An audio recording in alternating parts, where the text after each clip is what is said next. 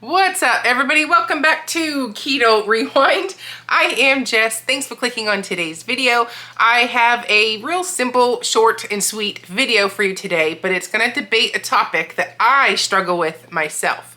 It is also a week 228 update of my journey, my health journey, my journey to rewind my health from a morbidly obese weight to a healthy weight, living a keto, high protein, low carb lifestyle. So I just want to say I'm not a medical doctor, not a healthcare professional. I'm just speaking on the last 4.5 years of my life here and sharing that experience with you.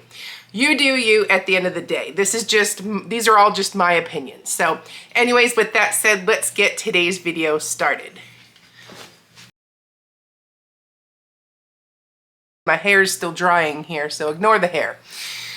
So anyways, week 228. Now, I spent the last week, reviewing some comments on the last couple of videos. I asked you guys to give me some feedback, total carb challenge, do a keto, do a bunch of different options. And I like to do this to keep things interesting and not the same thing all the time. Similar, but not the same. So it kind of gives me a little bit of just a little change in the tune so that I can still keep focused, but with the overall goal, the same thing, right?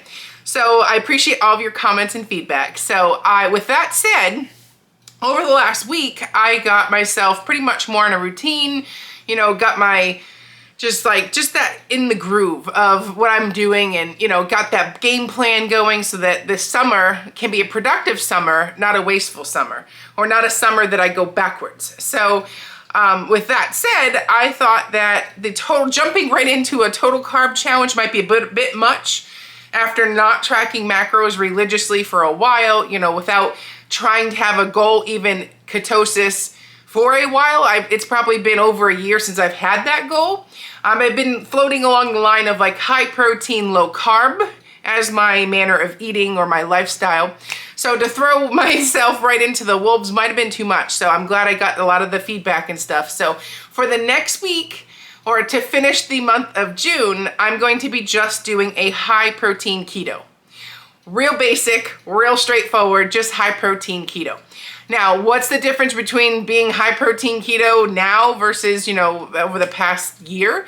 Mainly is my goal right now is ketosis. My goal has not been ketosis for a long time. So for the short term or the next week, I'm gonna log all of my food into Carb Manager and I'm setting it to high protein keto and just going by those numbers.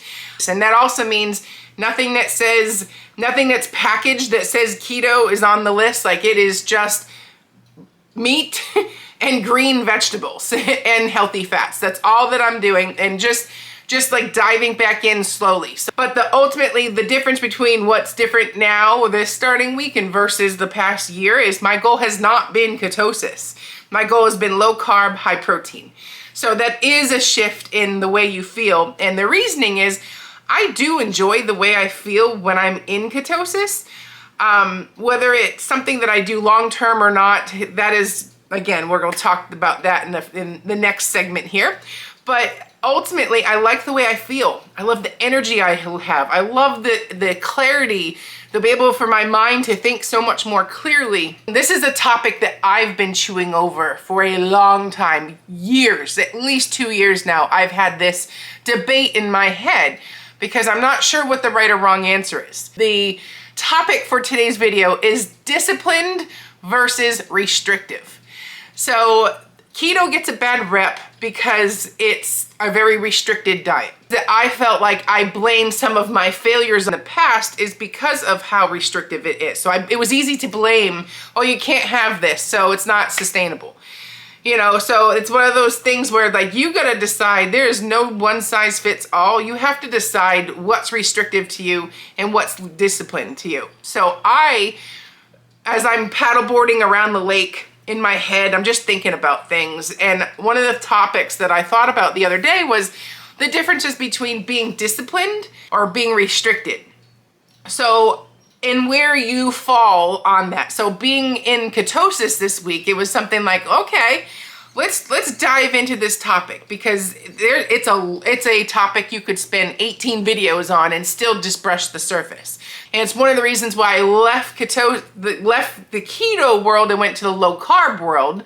Not that it was a huge change, but the goals are different. You have a little bit more flexibility with low carb. And then my focus, instead of being in ketosis, went to high protein. So when it comes to that debate on being restricted or being self-disciplined, I think it's something that we all should dive in and unpack and get the answers for yourself. Like, how do you feel about this? Because, keto can be very restrictive and you have to be very self-disciplined, So I thought for me to start really juggling this topic and find out who I am and where I fall in this and what makes sense for me and how do I overcome all of my issues, I needed to really have these answers. So I sat down when I came back from my kayaking, and I wrote what the stuff that was in my head on this sheet of paper. So the first one, discipline. When I view somebody as disciplined, I view those people as they're self-starters. They have goals. They have goals with what makes sense for them and, like how they function. They have metrics so they can measure their progress. They have rules that they live by that aren't for ulterior motives. Like if you are somebody who are self-disciplined, you show up every day.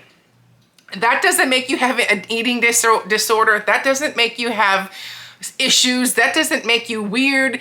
That is just self-discipline at its finest. And a lot of the murky waters come when you review diets as being restrictive versus being disciplined. And I struggle with this. So I'm not saying anything right or wrong. This is just stuff that I'm struggling with, that I'm trying to make sense so that when I talk to myself or justify my choices, I am okay with that. So I don't feel restricted. I feel disciplined. And disciplined, in my viewpoint, is a very good thing. How many people who are billionaires are not disciplined? Like you have to be incredibly disciplined to run billion-dollar companies. You're putting in so many hours of work and you show up every day and you don't complain. You love it. You throw your life into it, right? I want that. Like that's something that I can live with. I want to be self-disciplined. I want to be that person that gets up at 4 a.m. and goes and works out, because it's the only time in my day I can do that for me. So when along those lines, you can, contrast your attitude of when you're self-disciplined is more positive. You don't complain about getting up at 4 a.m. You just do. That's what you do, right? So the attitude goes a long ways. The poor me thing isn't even on your radar. There is no poor me, right? When you have self-discipline.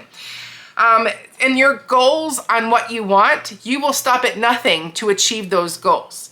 That is self-discipline at its finest, right? So that's how I feel in my head.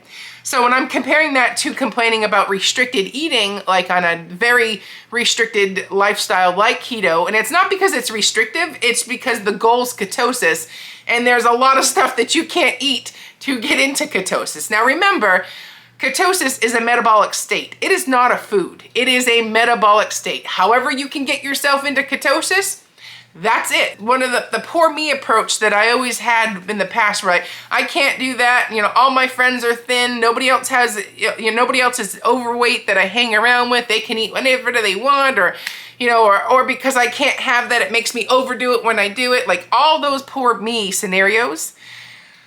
I think coming down to the root of problem is the view of being a restrictive diet or being very disciplined. So, and that attitude and the outlook of how I am internalizing that makes all the difference in the world. Because if I want to have a certain goal, can I get that goal by not doing anything? No, absolutely not. You don't get to achieve goals by sitting on the couch, unless your goal is to how long can you sit on the couch, right? So that's what I'm trying to say. Like, I have a lot of attitudes in my head, viewpoints about restrictive diets and stuff, and that was because it was easier to point that finger than to put in the work. So I have to get better with myself and the way I talk to myself and the way I view things to change that. Like, think about it objectively, you know, like, don't just put your finger on something and think that's all there is, you know. And that's the point where I'm like, I have to change a lot of those opinions that I have about restriction and view them more as self-disciplined, because I want to be self-disciplined. I don't want to be restricted. But that comes down to how I feel on those topics, right? So part of the thing that I'm going to be working on this summer is changing the way I view restriction. I personally, after 4.5 years of this, I have learned a lot about myself, maybe too much. But I know that when I am when I have no diet goals at all, I'm horrible with food choices. I'm horrible with discipline. I'm horrible about getting things done. Like, it starts with as simple as the food I put in my mouth, how the rest of my day unfolds. And it's crazy. I don't want to, I'm in my 40s now. You know, I just turned 40. And, you know, health matters now. I have a lot of friends personally that are not overweight or obese individuals, but the way they ate their food and drank alcohol, and it has caught up big. And, you know, now that they've hit their 40s, like, big and bad, scary problems now. So it kind of opened my eyes. I'm like, I'm not getting any younger here, you know? So it's time to start being a lot more goal-oriented and self-disciplined, not viewing restriction as I can't have that, it has sugar in it, like, and play that poor me type thing. So, and I feel like it'll go a long ways, because it all comes down to attitude. You know, like, I love eating foods that get me into ketosis. I feel so good. You know, they're part of the reason why I like keto so much, and I've stuck with it, maybe tweaked it more of a low carb, but I like the way I feel. I like having that mental clarity. I love feeling good, and I know I feel good when I eat that way. And I know I don't feel good when I don't eat that way. And that's the crazy thing. It's like, I know better. I want to feel good, so why do I do it? But it comes down to all of that stuff that's in your head, and you've got to start writing this down and getting through it. But at the end of the day, attitude is going to go so far, and I feel that I've learned so much about myself. I know that when I eat something that's full of sugar, that's highly processed, highly palatable, I don't have an off switch. And it doesn't matter how good I was the day before, the meal before, it's like the gateway, and it just opens my floodgates. And that's no way I want to live, you know? So in order for me to overcome that, I have to have that boundary where being self-disciplined doesn't mean you're restricted. It means you want different things out of your life. And in order to get those goals achieved, you have to do X, Y, Z.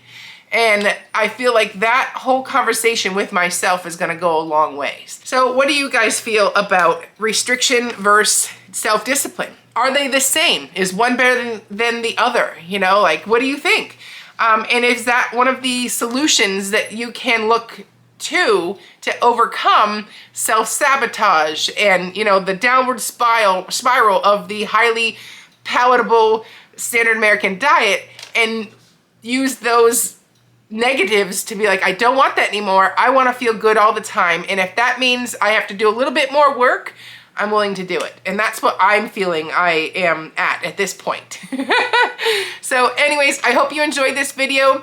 I'm gonna go shopping with you guys. I'm gonna bring you to the grocery store, and I have some stuff like throughout the week that I'm gonna film, and hopefully by Friday, I will have a video for you about, you know, the week of going back to ketosis. So anyways, I am Jess. Have a great week. Let's do this. Go be great. Bye-bye.